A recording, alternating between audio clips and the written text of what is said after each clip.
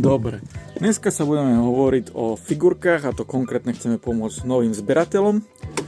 Čiže dneska figurky, čo budeme riešiť, sú figurky do 60 eur. Tam sú primárne dvaja veľkí výrobcovia. Sega a Banpresto lomeno Bandai. Hej. Sú tam aj iní výrobcovia, ale zameriame sa na tieto dvoch výrobcov.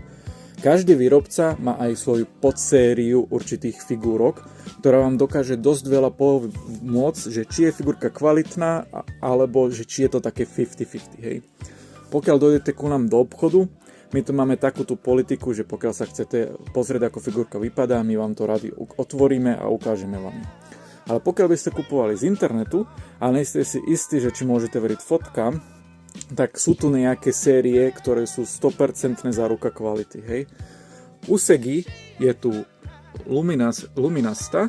Tieto figurky sú tak do 20 cm a hlavná výhoda ich je, že sú rôznorodé z viacerých sérií a zatiaľ každú figurku, čo sme pozerali, bola naozaj, že sme boli s ňou spokojní.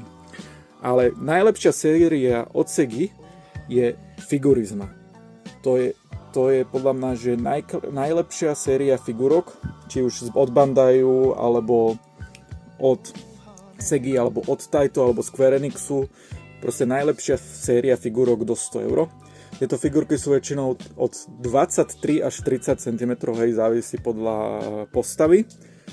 A kvalitaívne sú naozaj neuveriteľné. Hlavne Jujutsu Kaisen figurky odporúčam primárne Figurizma, lebo tie sú naozaj, že za tú cenu je to proste styl podľa mňa.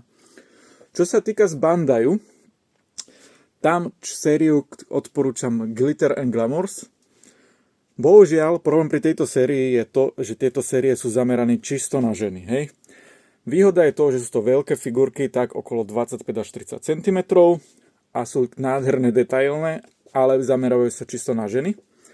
A taký top pri Bandai, čo sa týka kvality, je Grandista. Hej? Som sa zasekol, nevadí. Tieto figurky sú rôznorodé rôznych postav. Výhoda ich je to, že tie figurky sú okolo 28 až 30 cm. Čiže sú to dosť veľké figurky na to, čo to je. A hlavne nádherné detaily. My sme mali Grandista tohto Zora a to bolo proste niečo neuveriteľné. Hej?